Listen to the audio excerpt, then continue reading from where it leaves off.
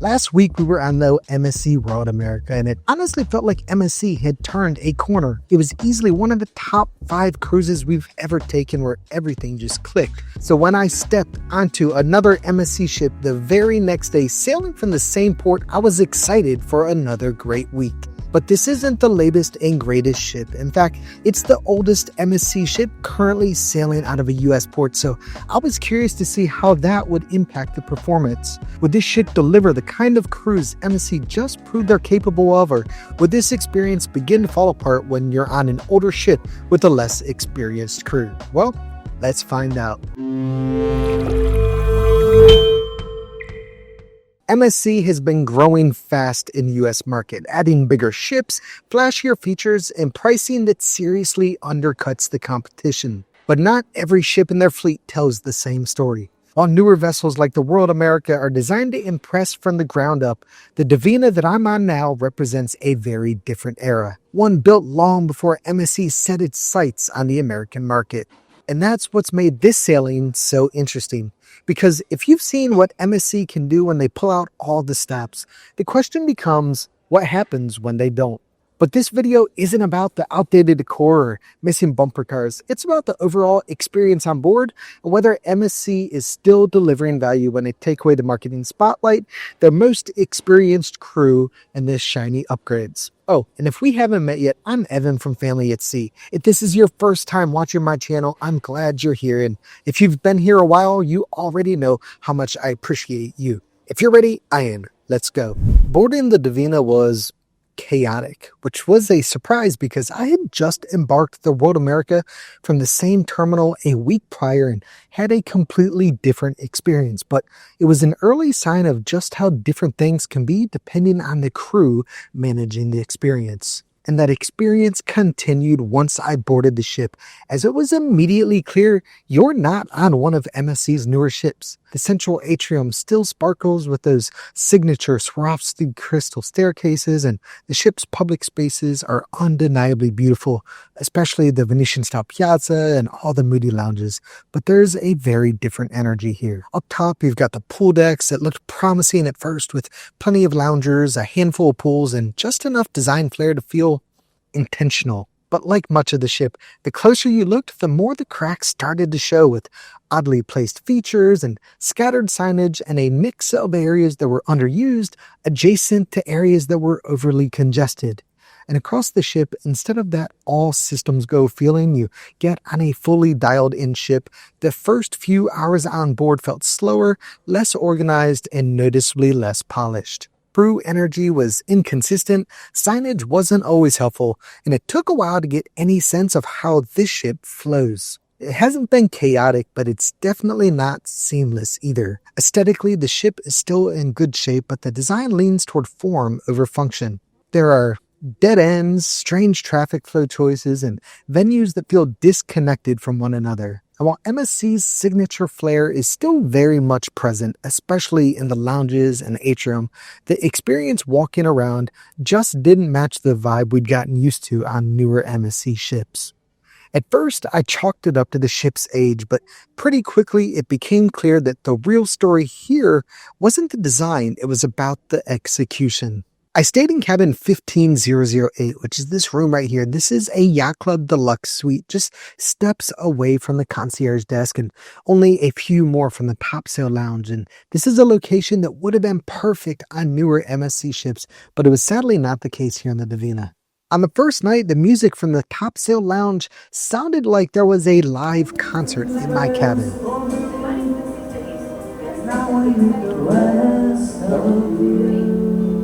When I called to ask the concierge desk when the music would be finished for the evening as we were approaching midnight, it was so loud that they couldn't even hear me on the phone.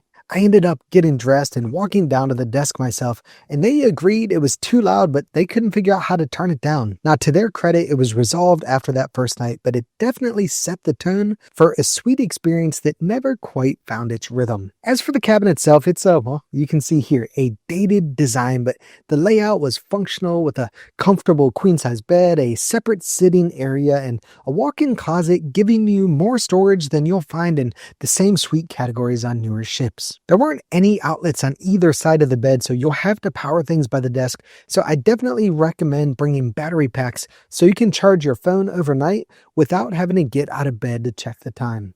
Design-wise, the materials lean darker and more traditional, which gives the space a more 90s.com executive vibe than the sleeker styling you'll find on MSC's newer ships, but it didn't detract any from the actual experience. The bathroom had ample counter space and a full-size shower tub combo, but with the glass enclosure that only extends halfway down the tub, so the heat escapes, the mirrors fog up right away, and if you're not careful, you'll end up with a very wet, very slippery floor when you get out.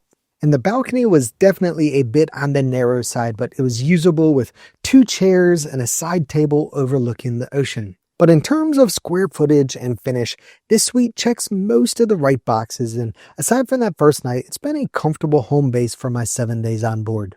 One of the biggest draws of the Divina is the pricing. Compared to most other mainstream cruise lines sailing from the US, it's hard not to notice just how far your money goes here. Interior cabins start at just $113 per night for 2 people, which is amazing. Ocean views start at $139 per night, balconies at $156, and Aria suites jump up to $377, but give you access to much larger cabins and more amenities. Yacht Club pricing starts at $672 per night, which is a big jump, but that includes drinks, a private pool deck, concierge service, and all the usual perks. But most passengers on board aren't splurging for the Yacht Club. The vast majority are paying closer to $150 per night, which raises the real question at that price point. What kind of experience are you getting? Because a low fare might get people on board, but it's the day-to-day experience that determines whether they'll actually have a good time and come back for more. And on this sailing, that value equation didn't always feel balanced.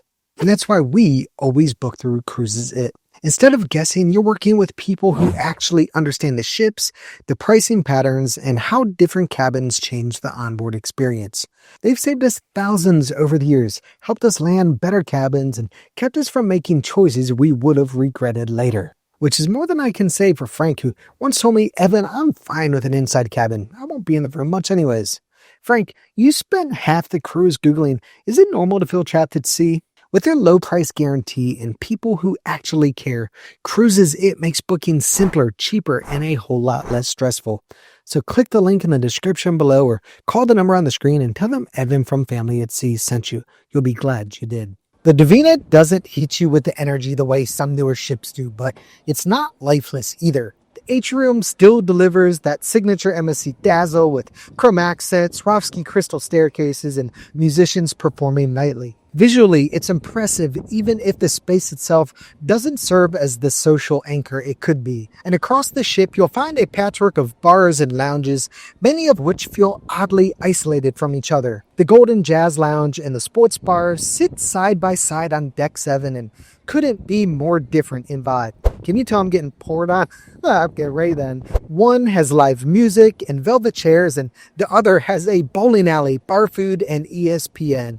And then there's the Galaxy Lounge, a sushi restaurant by day, nightclub by night with panoramic views and a layout that works better for dining than dancing. The Black and White Lounge is the most consistently used entertainment space on board and hosts everything from trivia and bingo to karaoke and live music. It's also one of the more comfortable spaces to spend time in, with decent acoustics and enough seating for events that draw a crowd without turning into chaos. Up on the pool decks where I am right now, the design takes a bit of a hit.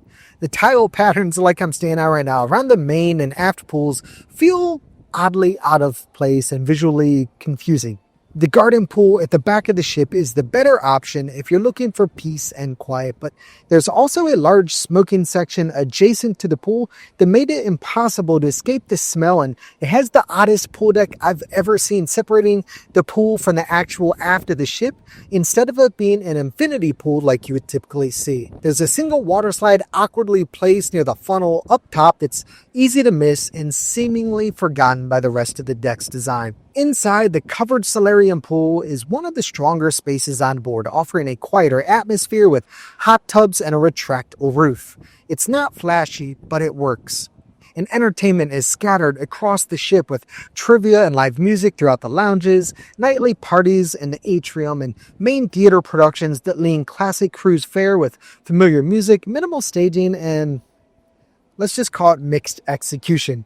Overall, the ship offers plenty to explore, but the layout feels more like a collection of features than a unified experience. And the result is a ship that looks great in photos, but struggles to deliver with a flow that feels connected once you're living in it. When it comes to food and drink, the Divina keeps things simple. There's the main dining room, 2 specialty restaurants, a few grab-and-go stations throughout the ship, and that's it. Now, I don't have the data to back it up, but I'm fairly certain this is the fewest dining options of any ship I've been on built in the last 20 years. That said, my experience in the main dining room has been truly outstanding. When I was seated on day 1, my server, Natu, immediately recognized me from the Mirabilia over the summer that I was on with my son and immediately came up to me and said, "Where's Jackson?" I'd be lying if I said I wasn't impressed because on that ship, I only had a single meal with him, but that's the kind of personal service he's provided throughout the entire cruise.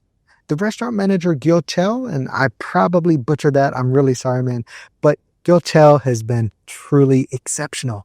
He's welcoming, attentive, and the kind of person who quietly makes everything run better.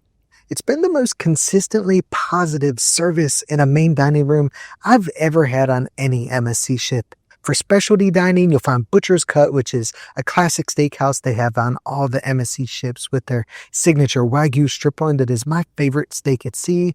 And then there's Galaxy, which is a sushi restaurant by day that transforms into the ship's nightclub at night, which is an interesting combination. Now, bar-wise, the ship is far more varied, from the stylish Divina bar and La Luna piano bar to the cigar lounge, poolside bars, sports bar, and even a dedicated coffee bar at Cafe Italia. There's something for nearly every mood. The black and white lounge handles large events, the golden jazz bar leans more into live entertainment, and Piazza del Doge serves up wines, birches, and pastries in a space that feels like it was pulled straight out of Venice. It's not a flashy food and drink lineup, but there's something for everybody no matter your mood. I usually don't spend much time in these reviews talking about the suite experience simply because most people on board aren't staying in areas like the Yacht Club, and I try to keep the focus broad to help the most people. But this sailing made it clear that even our favorite experiences aren't guaranteed to deliver the same results every time, and that deserves a mention. We're big fans of the Yacht Club and have had incredible service in the past across many sailings on many different ships, especially on the World America just the week before this sailing.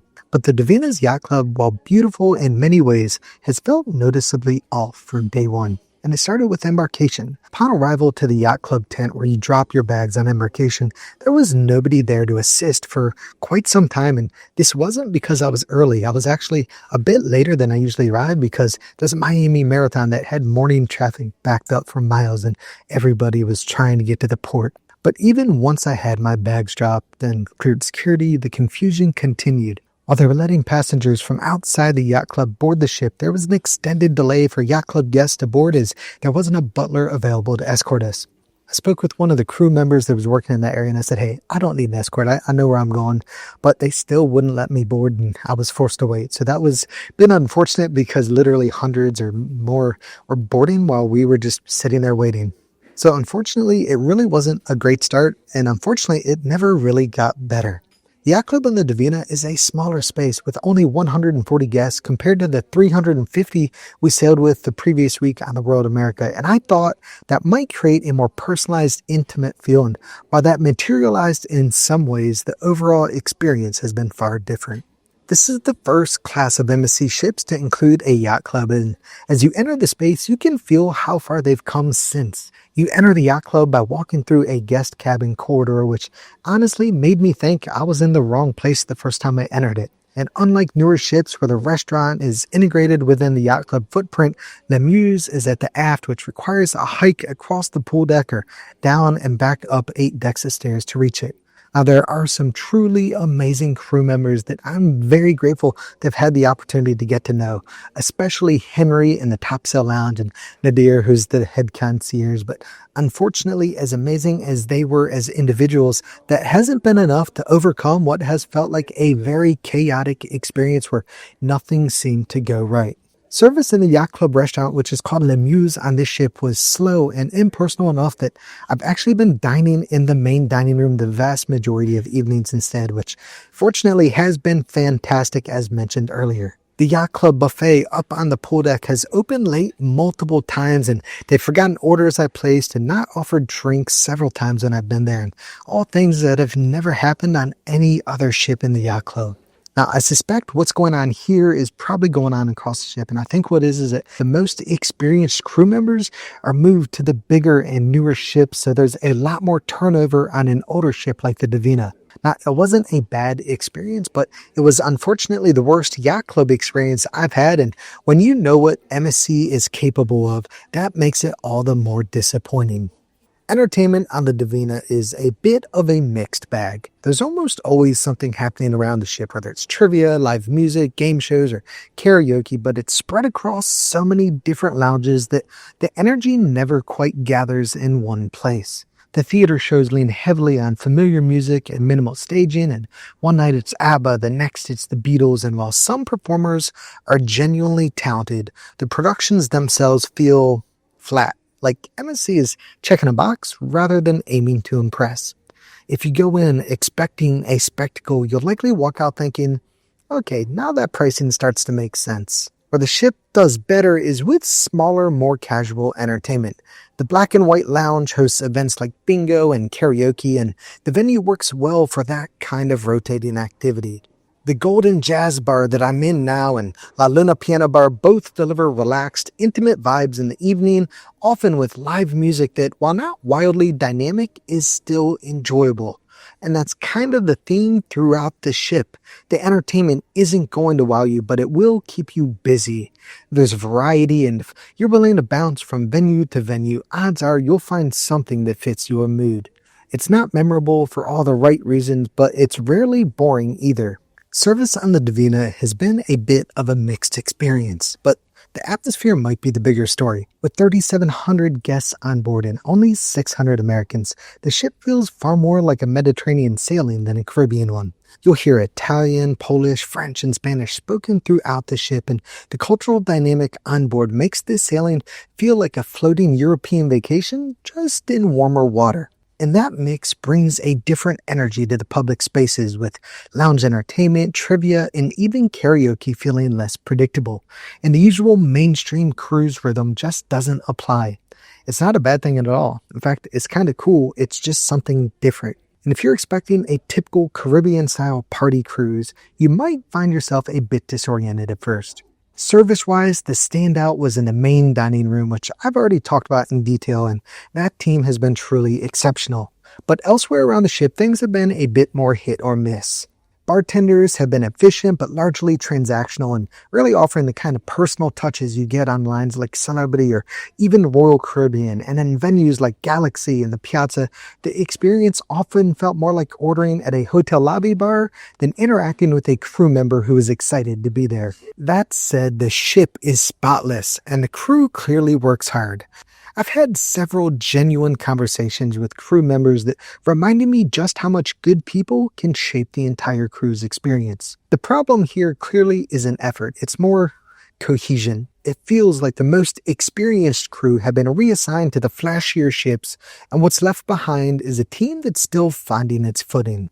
There were still moments on the Divina that I'll genuinely look back on fondly. Quiet mornings in the atrium, a great table in the dining room, and conversations with crew members who clearly care about what they do. And those things matter, and they truly stuck with me. But taken as a whole, this just wasn't one of my favorite ships. That said, I definitely appreciated it. It never felt as crowded as the Meraviglia, and at times that alone made the experience more relaxing, even with the older design and quirks that come with it. This ship has its charms, but they're subtler and you have to kind of meet them where they are. Now, I wouldn't go out of my way to book this class's ship again, but if the itinerary made sense and the price was right, I wouldn't rule it out either. I just go in with more realistic expectations, knowing what the Divina does well, where it falls short, and what kind of experience it's actually offering.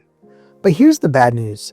Even when the price is right and your expectations are set realistically, not every cruise is going to land the way you hope. And this one didn't for me. There were moments I'll remember, but as a full ship experience, the Divina never really found its rhythm. The good news? MSC has just delivered one of the best cruises we've ever taken on a different ship just 1 week earlier. So don't stop here, click that one next. In that video, I walk through our full experience on board the MSC World America, a sailing where nearly everything clicked. It's a look at what MSC is capable of when the service, design, and energy all come together. If you want to see the version of MSC that gets it right, that's the one to watch. I'll see you over there. If you're ready, I am. Let's go.